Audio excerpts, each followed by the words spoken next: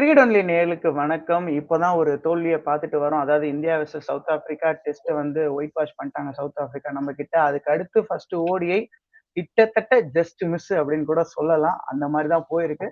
ஆ நம்ம டாஸ்ல இருந்தே வந்துருவோம். 19வது முறையா. இத நீங்க எப்படி இல்ல இது பார்க்குறீங்க? என்ன இல்ல மேட்டர்?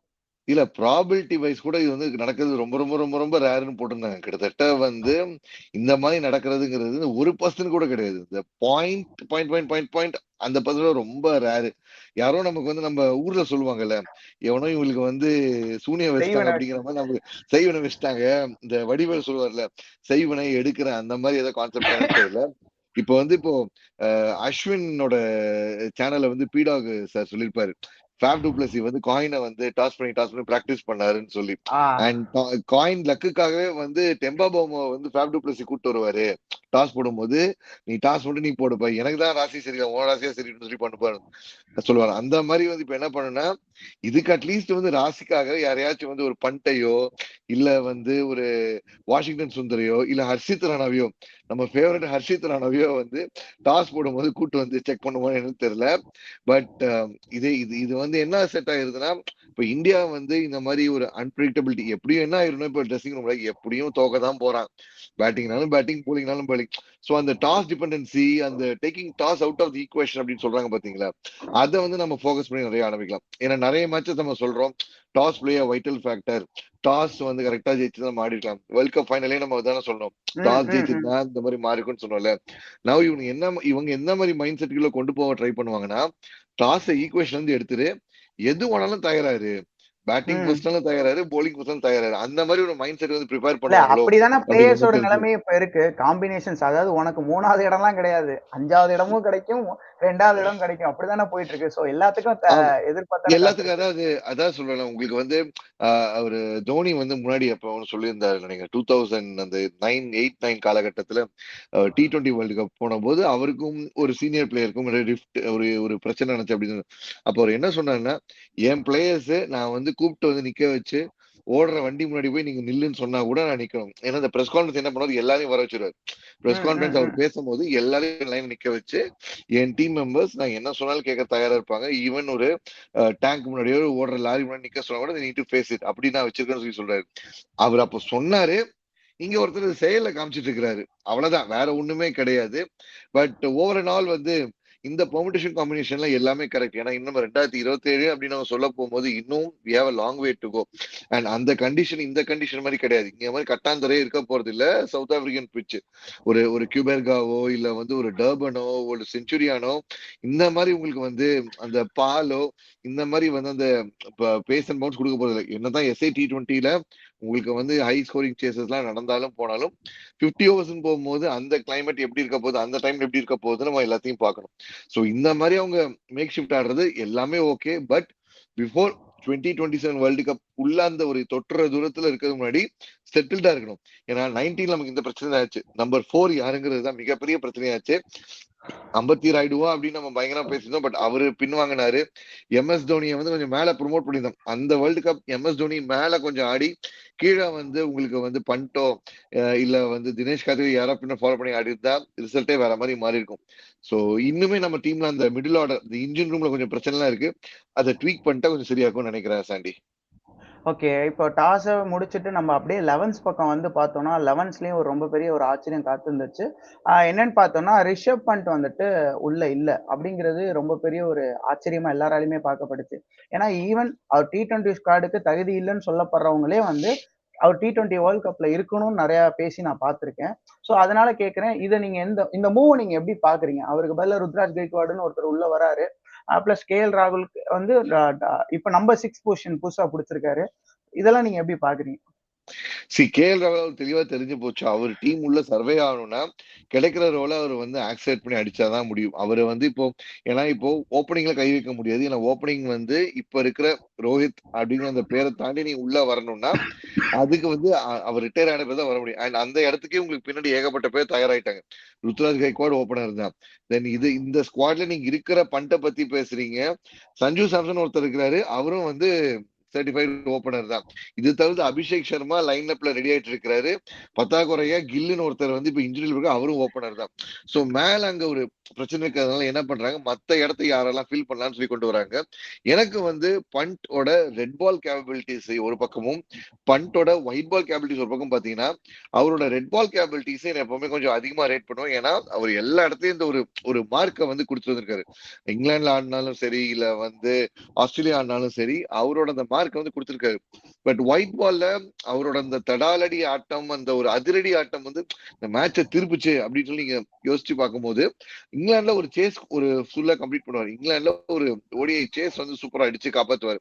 அதை தவிர்த்து எதுவுமே நமக்கு வந்து மைண்ட்ல வரல. என்னதான் இருந்தாலும் இந்த left right combination, top right ஹெவியா இருக்க இடத்துல இந்த லெஃப்ட் உள்ள வந்தா நல்லா இருக்கும்னு சொன்னாலும், அந்த காம்பினேஷன் தவிர்த்து எனக்கு பெருசா ஒன்றும் ஞாபகம் வரல. பட் ஹிஸ் பிரசன்ஸ், அவரோட அந்த லெஃப்ட் ஹேண்டிங் பிரசன்ஸ் என்ன ஆகும்னா, டீமோட அந்த ஒரு லெஃப்ட் ரைட் காம்பினேஷன் கொண்டு வரது கொஞ்சம் கரெக்டா இருக்கும். கொஞ்சம் வந்து அந்த பிளேயர்ஸ் இந்த பக்கம் மாத்துறது அவங்க கொஞ்சம் டென்ஷன் ஆகும். மிடில் ஆர்டர்ஸ்ல ஸ்பின்னை டேக் ஆன் பண்றதுக்கு கரெக்டா இருக்கும். Now looking at what Gambhir tried, இப்போ ருத்ராஜ் கைக்வாட் செம ரெட் அவுட் ஃபார்ம்ல இருக்கிறாரு. நமக்கு 2027 வேர்ல்ட் கப் உள்ள போகும்போது வில் பி ஹேவிங் நம்ம ஸ்லாட்ஸுக்கு ஆளா இல்ல ஆளுக்கு ஏற்ற மாதிரி ஸ்லாட்ஸா, இந்த ஹார்சஸ் ஃபார் கோர்சஸ் அப்படின்னு சொல்ற மாதிரி இப்போ ஓப்பனிங்க்கு இவங்க இந்த 3 பேர் தான் அப்படின்னு ஒரு 2-3 பேர் வச்சாச்சு. என்ன ஜெய்ஸ்வால் இந்த சீரீஸ் 200 போட்டாலும் கில்லுக்கு தான் ஓப்பனிங் வந்து கன்ஃபார்ம். அதுல வந்து எந்த சேஞ்சும் மாற்றம் பண்ண போறது கிடையாது. அதே மாதிரி ஒன் டவுன் விராட் கோலியை கை வைக்கிற அளவுக்கு இல்ல விராட் கோலியை சேலஞ்ச் பண்ற அளவுக்கு எனக்கு தெரிஞ்சு இந்த யூனிவர்ஸ்லயே ஆள் கிடையாது. இந்த யூனிவர்ஸ்லயே ஆள் கிடையாது. ஓப்பனிங் ரோஹித்தையும் ஒன் டவுன்ல விராட்டையும் சேலஞ்ச் பண்றதுக்கு இந்தியா யூனிவர்ஸ்லயே ஆள் கிடையாது. சோ இப்படி இருக்கும்போது மத்த ஸ்லாட்ல யாரெல்லாம் கொண்டு வந்து ட்ரை பண்ணி பார்க்கலாம். நேற்று வாஷிங்டன் சுந்தரம் மேல ட்ரை பண்ணாங்க. நேற்று நீங்க வந்து KL ராகுல் புது பொசிஷன் சொல்றீங்க, வாஷிங்கும் புது பொசிஷன் வந்து கொடுத்தாங்க. ஓகேங்களா? பட் இவங்க இந்த இந்தியன் ரூமோட அந்த 2 பொசிஷனை விட்டுட்டு மத்த இடத்துல வந்து செட்டில்டா வச்சுட்டாங்க. KL ராகுல், உங்களுக்கு வந்து ரவீந்திர ஜடேஜா அப்படின்னு சொல்லி வச்சுட்டாங்க. ஹர்திக் பாண்டியா உள்ள வரும்போது இன்னொரு இன்க்ளூஷனே கொஞ்சம் ஆட் ஆகும். ஹர்திக் பாண்டியா உள்ள வரும்போது கொஞ்சம் KL ராகுல் வந்து அங்க உங்களுக்கு வந்து பேர் என்ன வாஷிங்டன் சுந்தர் பொசிஷன்லயோ இல்ல வந்து சொல்ல முடியாது. அடுத்த மேட்ச் நம்பர் 4 கூட ஆட் அவுட் செக் பண்ணி பார்ப்பாரு கம்பி. அந்த மாதிரி கொஞ்சம் பார்த்துட்டு இருக்காங்க. பண்ட் என்னை பொறுத்த வரைக்கும் ஒரு வைட்டல் காக் இந்த இந்தியன் டீம். பட் ஒயிட் பால்ல இன்னும் அவரோட ஹீரோயிக்ஸ் எனக்கு டக்குன்னு ஒரு 10 இன்னிங்ஸ் ஒரு 5 innings of Pant in white ball அப்படின்னு எடுத்தீங்கன்னா யோசிக்க தோணுது. IPL நிறைய ஞாபகம் வருதே தவிர இந்தியாவுக்கு வந்து கொஞ்சம் கம்மியா வருது. ஸோ எனக்கு அவரு சான்ஸ் கொடுத்தது KL ராகுல் கீப்பிங் கம் பேட்டர் பண்ணது கரெக்ட் தான். பட் மேல ஒரு லெஃப்ட் ஹேண்டர், ஒரு சாலிட் லெஃப்ட் ஹேண்டர் தேவை. ஒரு திலக் வர்மா அந்த மாதிரி ஒரு ஆள் தேவை.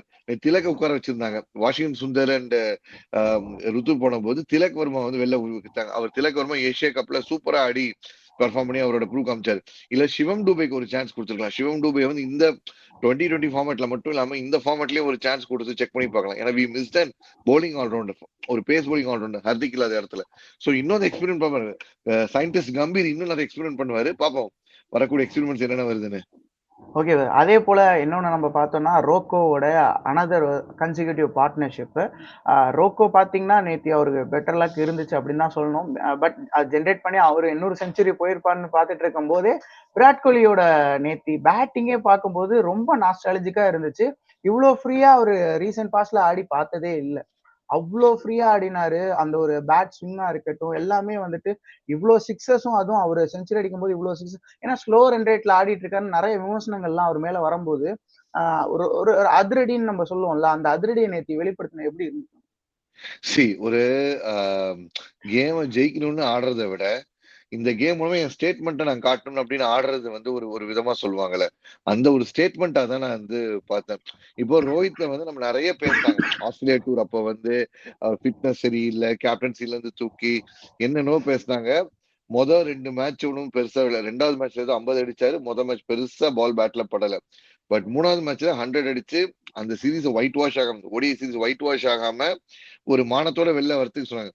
பட் அப்படி பண்ணது நீங்க என்ன சொன்னீங்க? நான் இதெல்லாம் செலிப்ரேட் பண்ண மாட்டேன், சீரீஸ் தோத்தபடி இதெல்லாம் செலிப்ரேட் பண்றது அப்படின்னு கமெண்ட் அடிச்சீங்க. நேத்து என்ன பண்ணாப்ல, அண்ட் இவரை வந்து விராட் கோலி என்ன பேச ஆரம்பிச்சோம், பேக் டு பேக் இவ்வளவு டக்ஸ், அவர் என்ன பண்ண போறாரு, எங்க மிஸ் பண்ணிட்டு இருக்காரு, இல்ல கொஞ்சம் மூவிங் பால் ஏஜிங் இஷ்யூவா இருக்கா போதத்துல. நேத்து ஓப்பனே வந்து அழகா அந்த ஒரு அவுட் சைட் ஆஃப் ஒரு பால் அப்படி தட்டி ஒரு பவுண்டரியோட தான் அவர் இன்னிங்ஸே ஸ்டார்ட் பண்ணாரு. Yes, Rohit had a luck. ஏன் ரோஹித் ஏன் பொறுமையா போனான்னா, அந்த பக்கம் யஷஸ்வி ஜெய்ஸ்வால் டாப் கியர்ல அடிச்சு தட்டிட்டு இருந்தாரு. உங்களுக்கு வந்து ஷார்ட் பால் போட்டா தூக்கி அந்த பக்கம் அந்த நம்ம தமிழ்ல சொல்லுவோம் கடாசுரமே கடாசில் போயிட்டு இருந்தார். ஸோ ரோஹித் கொஞ்சம் பொறுமையா ஸ்டார்ட் பண்ணாரு. வேற விராட் என்ன பண்ணிட்டாருன்னா he wanted to make a statement. எப்பவுமே ஒரு பிளேயரை வந்து அந்த ஒரு ஸ்டேட்மெண்ட் ப்ரூவ் பண்றாங்கன்னு வச்சுங்களேன், அந்த ஸ்டேட்மெண்ட் இருக்கும்போது அவங்களோட அந்த ஆட்டம் வந்து வேற விதமா இருக்கும். அந்த அந்த அந்த கேம் இப்ப இத்தனை செஞ்சுரி ஆஃப் விராட் கோலி நம்ம பார்த்திருக்கோம். கிட்டத்தட்ட 10 வருஷம் கழிச்சு எப்படி வந்து பாகிஸ்தான் கூட இந்த வேர்ல்டு கப்ல வந்து ஒரு 100 அடிச்சுட்டு அந்த ஒரு வார்னர் மாதிரி ஒரு ஜம்பிங் செலிப்ரேஷன் பண்ணாரோ, அதுக்கடுத்து இப்பதான் பண்றாரு. அதுக்கு நல்ல எத்தனையோ செஞ்சுரி விட்டார். கிட்டத்தட்ட 80 செஞ்சுரி மேல அடிச்சு வச்சிருக்காரு. ஆனா ஏன் நாஸ்டாலஜிக்கா அது போடணும்னா he wanted to make a statement. எனக்கு இன்னும் உள்ள போகல, எனக்கு இன்னும் இந்த ஃபயர் என்னை விட்டு போகல. ஆஸ்திரேலியால நீங்க பார்த்தது ஒரு பிளிப். சி எல்லாருக்குமே வந்து எல்லாருக்குமே இந்த பர்பிள் பேட்ச்னு சொல்ற பேட்ச்ல இருக்க முடியாது. அப் அண்ட் டவுன் இருக்கதான் செய்யும். என்னுடைய டவுன் நீங்க பாத்தீங்க, இப்ப என்னோட ரைஸ பாருங்க. அதுவும் சில சிக்ஸ்லாம் அந்த பாட்மேனோட சிக்ஸ்லாம் வந்து அசால்ட்டா அடிச்சாரு. இறங்கி வந்து தூக்கி அடிக்கிறதா இருக்கட்டும். ஸ்பின்ன வந்து நான் ஃபர்ஸ்ட் ஸ்பின்னர் வந்த உடனே இவர் தான் அடிப்பாரு, ரோஹித் தான் அடிப்பாருன்னு பார்த்தேன். பார்த்தா விராட் கோலி டேக் அந்த டவுன் 100 பண்ணாரு. அடிச்சும் அடிச்சாரு. கிட்டத்தட்ட 20 ஓவர் என்னவோ போச்சு ஒரு ஓவர்ல. சுப்ராயன் ஒரு ஓவர் 20 ரன் என்னவோ போச்சு ஒரு ஓவர்ல. ஆக்சுவலி இவங்க 2 கம்ப்ளீட் பேர் டாமினேஷன். இவங்க 2 பேர் இருக்கும்போது ப்ரொஜெக்டட் ஸ்கோர்ல ஒரு 13 ரன்னு ஓவருக்கு அடிச்சோம்னா 500 சொச்சம் ரன் வர மாதிரிலாம் இருந்துச்சு. அந்த எக்ஸாக்ட்லி. அளவுக்கு 2 பேரும் ஃபயர்ட் ஆமா. அப்பா இப்போ இருந்தாங்க. இப்போ இப்போ வந்து அடிச்சிட்ட பிறகு அந்த அந்த பேரலல்ஸ் இப்ப எல்லாம் மீமா போட்டுட்டு இருக்காங்க. அந்த 2 பேரும் அடிச்சிட்ட பிறகு கம்பீர வந்து அங்க பாக்குறது. கம்பீர் சும்மா அப்படி வந்து கை 50 அடிச்ச உடனே கம்பீர் பாக்க ஃபர்ஸ்ட் விராட் எப்பவுமே எல்லாம் அதிசயமா விராட் ஃபர்ஸ்ட் அடிச்சாரு 50. வழக்கமா விராட் அண்ட் ரோஹித் அடிக்கிறாங்கன்னா ரோஹித் முதல்ல 50 அடிச்சிருவாரு, விராட் கொஞ்சம் ஸ்லோ கேம் ஆடுவார். நேத்து அப்படியே ஆப்போசிட்டா விராட் 50 அடிச்சு அடுத்து ஒரு 2 சிக்ஸ் 60 கிட்ட போயிட்டாரு. போயிட்டு ரோஹித் அப்படி ஒரு பிளிக் அடிச்சு 50 வந்தோடனே இந்த 2 பேர் திரும்பி அந்த பார்த்தது இந்த வருஷம் ரிலீஸ் ஆன கூலியில அந்த ரஜினி சொல்ற டைலாக் தான். காக்கா இந்த கோச்சிங் ஸ்டாஃப் உன்னோடதா இருக்கலாம், இந்த பிசிசிஐ உன்னோடதா இருக்கலாம், ஆனா இந்த மக்களும் இந்த கேமும் என்னோடது அப்படின்னு சொல்லாம சொன்ன மாதிரி. ஏன்னா அந்த ஸ்டார் தேவையே கிடையாது. அந்த ஸ்டார் தேவை அடிச்சுட்டு ஸ்ட்ரைட்டா வந்து ஏங்க 2 பேரும் எத்தனையோ 100 அடிச்சிருக்காங்க. ஒயிட் பால்ல எத்தனையோ 100 அடிச்சிருக்காங்க 2 பேரும் மாறி மாறி T20 சிங்க்ரனஸா 2 பேரும் ஒரே டைம் அடிச்சு யாருமே வந்து அவங்க ட்ரெஸ்ஸிங் ரூம் பார்த்துல ட்ரெஸ்ஸிங் ரூம் செலிப்ரேட் எல்லாம் பண்ணிருக்காங்க. அவங்க நேத்து விட்ட அந்த லுக்கு வேற லெவல் இருந்துச்சு. அதே மாதிரி மேட்ச் முடிஞ்ச பிறகு பாத்தீங்கன்னா ரோஹித் சர்மா அந்த ஒரு டங் அவுட் செலிப்ரேஷன் காமிச்சாரு. இது மேட்ச் முடிஞ்ச உடனே கேமரா பண்ணுவாங்க அப்படின்னு காமிச்சு அந்த பக்கம் பாத்தீங்கன்னா கம்பீர் சம்திங் இஸ் ப்ரூவிங். ஏதோ இந்த நம்ம சொல்லுவோம் ஏதோ மசாலா இருக்குப்பா அப்படின்னு, ஏதோ நடக்குது அது நமக்கு தெரியல. Something is okay. Proving. But ஆனா அது என்னங்கிறது நடக்கிற காலத்துல மட்டும் தான் தெரியும். சரி. அப்படியே நம்ம வந்து ஒரு சேர சேர்த்து பேசிடலாம். இந்தியாவோட பவுலிங் எப்படி இருந்துச்சு? சவுத் ஆப்பிரிக்காவோட அந்த ரெடம்ப்ஷன் எப்படி இருந்துச்சு? ஏன்னா கிட்டத்தட்ட பார்த்தீங்கன்னா, ஒரு 150 ரன்னுக்கு சுழன்றக்கூடிய அளவுக்கு டப டப டபன்னு விக்கெட் விழுந்துருச்சு. பட் அங்க பார்த்தா பிரிட்ஸ்கி ஒரு பக்கம் புல் பண்றாரு. அண்ட் தென் பார்த்தா யான்சனுக்கு என்ன ஆச்சுன்னு தெரியல. அதாவது சொல்லுவாங்கல்ல, பொதுவா இந்தியா கூட தான் யாராச்சும் ஒருத்தர் ஒரு ஃபார்முக்கு வருவாங்க. உருவாவாங்க உருவாகுவாங்க. அண்ட் தென் பார்த்தா அவங்க எங்கேயோ போயிடுவாங்க. அந்த மாரி யான்சன் உருவாயிட்டாரு. இப்ப ஐபிஎல் என்ன காட்ட போறாருன்னு தெரியல. சோ இந்த மாதிரியான ஒரு ட்ராக் அத நீங்க அப்படியே சேர்த்தே பேசுறீங்க. ஆக்சுவலா வந்து இந்த சவுத் ஆப்பிரிக்கா ஆரம்பிச்சது பயங்கர பேத்தட்டிக்கா இருந்துச்சு. 350 run target, under the lights chase. என்னதான் உங்களுக்கு வந்து டியூ ஃபேக்டர் இருந்தாலும் கட்டாந்தர பிச்சா தான் அடிக்கணும். அதுல எந்த இல்ல. அவங்க அது ஏத்த மாதிரி சூப்பரா வந்து முதல்ல அந்த ஒரு அந்த ட்ரையோ ஆஃப் சவுத் ஆப்பிரிக்கா தூக்கிட்டாங்க. அதுல எக்ஸ்பீரியன்ஸ் குவிண்டன் டிகாக்கும் போயிட்டாரு, ஐடன் மார்க்ரமும் போயிட்டாரு. மார்க்ரம் காலி, குவிண்டன் டிகாக்கும் காலி, கீழே அடிக்கிறதுக்கு கிளாசனும் கிடையாது, உங்களுக்கு வந்து ஹெல்ப் பண்றதுக்கு மில்லரும் கிடையாது, பினிஷர் மில்லரும் கிடையாது ஆமா. அப்படின்னு நம்ம உட்கார்ந்துருந்தா வரிசையா வர்றவங்க எல்லாமே அடி. வரிசையா வர்றவங்க அடி. பிரெட்ஸ்கி வராரு, அந்த வந்தா சுட்டம் போனா ரிப்பீட்டுங்கிற மாதிரி வந்தா நின்னா அடிச்சா 50. அடுத்து பிரெட்ஸ்கிக்கு அடுத்த மார்க்கெட் வந்தா அடிச்சா சுத்தனா 50. அடுத்து கார்பின் பாஷ்ல வந்து இவ்வளவு கிளீன் ஹிட்டிங் நான் பார்த்ததே கிடையாது. வந்து அந்த ஒரு பார்ட்னர்ஷிப் இருக்கும்போது யான்சனும் கூட வந்து அந்த சைட்ல இந்த பக்கம் வந்து பிரெட்ஸ்கி ஆடின போதும் அவங்களோட அந்த வின்னிங் பர்சன்டேஜ் பயங்கரமா இருந்துச்சு. அதுக்கு நடுவுல இதுக்கு நடுவுல வந்து பிரவிஸ் வந்து ஒரு குட்டி கேமியோ மாதிரி வந்து அவர் ஒரு கேமியோ அடிச்சுட்டு போயிட்டாரு. அவர் ஜடேஜா போட்ட பாலே குனிஞ்சிட்டு ஒரு ஷாட் அடிச்சு காப்பாத்திருந்தாரு. சோ இப்ப அவங்களோட பேட்டிங் டெப்த பாருங்க. அவங்களோட பேட்டிங் டெப்த் எங்க வரைக்கும் இருப்பாங்க. நேற்று பாட்மேன் கையில கொஞ்சம் பால் மாட்டல. நான்ட்ரே பாகர் வந்தாரு 4 அடிச்சாரு. பட் பெரிய ஸ்ட்ரைக் இவங்க அளவு ஸ்ட்ரைக்கர் எல்லாம் கிடையாது. இந்த பக்கம் வந்து பாட்மேனு கொஞ்சம் வந்து அவர் சப்போர்ட் பண்ணியிருந்தானா நேற்று கண்டிப்பா பாஷ் வந்து அடிச்சிருப்பாரு. நம்ம போலிங் என்ன மிஸ் பண்றோம்னா அந்த ஒரு எப்பவுமே இது தொன்று தொட்டு ஒரு பாரம்பரிய மாதிரி டாப் ஆர்டர் மிடில் ஆர்டர் எல்லாத்தையும் காட்டிடும். அந்த lower middle order middle order tail இருக்கு பத்தி எப்பவுமே இது இந்தியாவுக்கு ஒரு பிரச்சனை கொடுத்தே இருந்திருக்கு. அதுவும் சமீப காலமா இந்த ஒரு லாஸ்ட் ஒரு 7-8 வருஷம் நம்ம ஒரு ட்ராக் எடுத்து பார்த்தோம்னா இந்த இதுதான் வந்து நமக்கு வந்து மிகப்பெரிய விஷயம் இருக்கு. ஷனக்கா வந்து நம்ம கீழே வந்து ஒரு 100 வந்து அடிச்சுட்டு போயிருக்காரு. ஃபாக்னர் வந்து அடிச்சாரு. எப்போ ரோஹித் சர்மா அந்த 200 அடிச்சாலும் ஃபாக்னர் கீழே வந்து அடிச்சாரு. ஆமா. இந்த லோவர் ஆர்டர் அண்ட் டெய்ல் இது ரெண்டைக்கு தூக்குறதுக்கு என்ன மிஸ் பண்ணணும்? பும்ரா தவிர நம்ம கிட்ட இந்த போலர் கிடையாது. இவங்க ஹர்ஷித் ராணா போட்டாலும் சரி, இல்ல வந்து பிரசித் கிருஷ்ணா போட்டாலும் சரி, இல்ல வந்து ஹர்ஷதீப் சிங் போட்டாலும் சரி, என்ன பண்ணிக்கிறாங்க? அவங்களோட பிரஷர் அடிக்கும் போதோ மிஸ் பண்ணிடுறாங்க. இப்ப பும்ரா வந்து ஒரு 2 4 போச்சுன்னா 3வது பாலும் அதே பால் தான் வந்து போடுவார். ரிஸ்க் எடுத்து போடுவார். இன்னும் வேரியேஷன் ஆங்கில மாத்தி போடுவார். இவங்க என்ன பண்ணிக்கிறாங்க? கொஞ்சம் பிரஷர்ல வந்து மாத்தி போட ஆரம்பிச்சிடறாங்க. நேற்று நல்ல எக்ஸாம்பிள் பிரெட்ஸ்கி ஒரு ஓவரை வந்து ஹர்ஷதீப் சிங் ஓவரை வந்து சூப்பரா டேக்கிள் பண்ணாரு. ஒண்ணு எல்லாமே கிளாசிக்கல் ஷாட்ஸ், ஆனா 4-ஆ போயிடுச்சு. போலருக்கு வந்து அந்த போலருக்கு வந்து கேப்டன் ஃபுல் பிளான கொடுத்தணும். அடிச்சாலும் பரவாயில்ல, நீ you bowl your best. KL ராகுல் கொஞ்சம் அங்க போயிட்டு வந்து இந்த மாதிரி வந்து உன்னோட ஸ்ட்ரென்த்துக்கு போடு, அவன் அடிக்கத்தான் செய்வான். பேட்டிங் அவன் அடிக்கத்தான் செய்வான். அதுதான் பேட்டரோட role. But bowl to your strength. அவங்க வேரியேஷன் அப்பதான் வந்து திடீர்னு எக்ஸ்பெரிமெண்ட் ட்ரை பண்ணுவாங்க. திடீர்னு slow back of the hand ball try பண்ணுவாங்க. தேவையே கிடையாது. பால் புதுசா இருக்கும்போது எதுக்கு பேக் ஆஃப் த ஹேண்ட்? உங்களுக்கு பிரச்சனையே கிடையாதுல்ல. பட் இந்த ஃபைட் ஆஃப் சவுத் ஆப்பிரிக்கா வந்து எனக்கு ரொம்ப பிடிச்சிருக்கு. இது அந்த 2 பேர் பெண்டிங். ஹைன்ரிச் கிளாசனும் டேவிட் மில்லரும். அந்த 2 பேர் தான் யோசிச்சு பாருங்க நேற்று மேட்சை முடிச்சிருப்பாங்க. அந்த 2 பேர் நேற்று இந்த 2 பேர் இருந்தாங்க டீம்ல கன்ஃபார்மா மேட்சை முடிச்சிருப்பாங்க. அதே போல நம்ம பவுலிங் யூனிட்ல சீனியர்ஸ் இருந்தாலும் இன்னும் கொஞ்சம் வேற மாதிரி போயிருக்குமா மேட்ச்? அவங்க இது ஆயிருப்பாங்களா? பிரேக் பண்ணிருப்பாங்களா? எனக்கு வந்து ஜஸ்பிரீத் பும்ராவோ இல்ல முகமது ஷாமி யாரோ ஒரு எக்ஸ்பீரியன்ஸ் பிளேயர் உள்ள இருக்கணும். உங்களுக்கு வந்து ஹர்ஷ்தீப் சிங், பிரசித் கிருஷ்ணா, பேர் என்ன உங்களுக்கு ராணா, ஓகே யங் அட்டாக் நீங்க எல்லாம் சொல்றீங்க, ஓகே அண்டர் பிரஷர் வந்து ஃபர்ஸ்ட் நியூ பால்ல வந்து ராணா விக்கெட்ல எல்லாமே ஓகே. பட் இந்த மாதிரி ஒரு சுச்சுவேஷன் போது someone needs to be the leader of the attack. ஒரு ஒரு ஒரு ஷமி மாதிரி ஒரு ரிவர்ஸ் ஸ்விங் பண்ற ஆளோ, இல்ல சிராஜ் மாதிரி நியூ பால்ல வந்து கொஞ்சம் பால் அப்படி இப்படின்னு போக்காடுற ஆளோ, இல்ல எடுத்த உடனே உங்களுக்கு வந்து டு த பாயிண்ட் 150 140ல வந்து டோக் ரஷ் பண்ற பும்ரா மாதிரி ஆளோ, ஒரு லீடர் ஆஃப் தி அட்டாக்கோ யாரோ ஒருத்தர் உங்களுக்கு வந்து கன்ஃபார்மா தேவை உங்களுக்கு லீட் பண்ணுது. அது இல்லாம போனது வந்து கொஞ்சம் பிரச்சனையா இருக்கு. ஏன்னா கேப்டன் என்னதான் சொன்னாலும் போனாலும் ஒரு போலரோட பாயிண்ட் ஆஃப் வியூ இருந்து ஒரு போலர் செட் பண்ற ஃபீல் இவங்க யாராவது எக்ஸ்பீரியன்ஸை கொடுக்கணும். பட் இவங்க 3 பேருமே அந்த அளவு எக்ஸ்பீரியன்ஸ் கிடையாத ஆட்கள். அங்கிருந்தா கரெக்டா இருக்கும். நீங்க மார்க்கோ யான்சன் சொல்லியிருக்கீங்க. மார்க்கோ யான்சனோட பிரதர் ஒருத்தர் டிவான் யான்சன் ஒருத்தர் இருக்கிறாரு. அவரு இந்த மாதிரி ஏதோ சம்திங் ரெடி ஆயிட்டு போயிட்டு வந்துட்டு இருக்காரு. நம்ம வழக்கமா நம்ம சொல்லுவோம் பச்சை சட்டையை பார்த்தா அடிப்போம் அப்படிங்கிற மாதிரி நம்ம டீம் சில பிளேயர் சொல்லுவாங்க. அப்படியே உள்டாவா இருக்கு. இந்தியானா அடிப்போம் அப்படிங்கிற மாதிரி வந்துட்டு இருக்கிறாரு. கிளீன் ஹிட்டிங் மிஸ் ஹிட்டே இருக்க மாட்டேது. அந்த ஒரு லாங் ஹேண்டில் வச்சுக்கிறாரு. காலை நல்லா வந்து முன்னாடி கொண்டு வந்துடுறாரு. அவரோட ஹைட்டுக்கு ஃபுல்லா வந்து பாதி பிச்சை கவர் பண்ணிடுறாரு. நீங்க ஸ்பின்ன ஃபிளைட் பண்ணாலும் சரி, விட்டு அரைக்குழி குத்துனாலும் சரி, எப்படி குத்தாலும் சரி, அட்டி கிளீன் ஸ்விங்கா போகுது அவர் பேட்ல இருந்து. ஸ்ட்ரைக் ரேட்ல இருந்து 200 கிட்ட அடிச்சாரு. நேற்று 50 கிட்ட ஆல்மோஸ்ட் கிட்ட 200 கிட்ட அடிச்சுட்டு போயிட்டு வந்துட்டு இருக்காரு. Is gonna be the trump card. South Africa வந்து இந்தியால T20 வேர்ல்டு கப் நம்ம ஆட போறதும் சரி, அடுத்து வந்து அவங்க ஊர் நடக்கிற அந்த 50th வேர்ல்டு கப் நம்ம ப்ராடக்ட்ஸ்ல நிறைய லெவன்ஸ் எல்லாம் பார்த்திருக்கோம். பட் இந்த லெவன்ஸ் வந்துட்டு ஒரு மாதிரி இந்த ஜெனரேஷனுக்கு ஏத்த ஒரு செம டீமா தான் தெரியுறாங்க. மேபி டோர்னமெண்ட்ஸ்ல கூட இவங்க ஒரு ரொம்ப பெரிய ஒரு மேஜர் கேம் இருக்கும்னு தோணுது. இந்த தடவை கண்டிப்பா கண்டிப்பா கண்டிப்பா கண்டிப்பா உங்களுக்கு வந்து அதனால தானே நடந்த எல்லா ரீசன் ஐசிசி ஈவெண்ட்ஸ்லயும் வந்து அவங்க நாக் அவுட் ஸ்டேஜ் வந்தாங்க.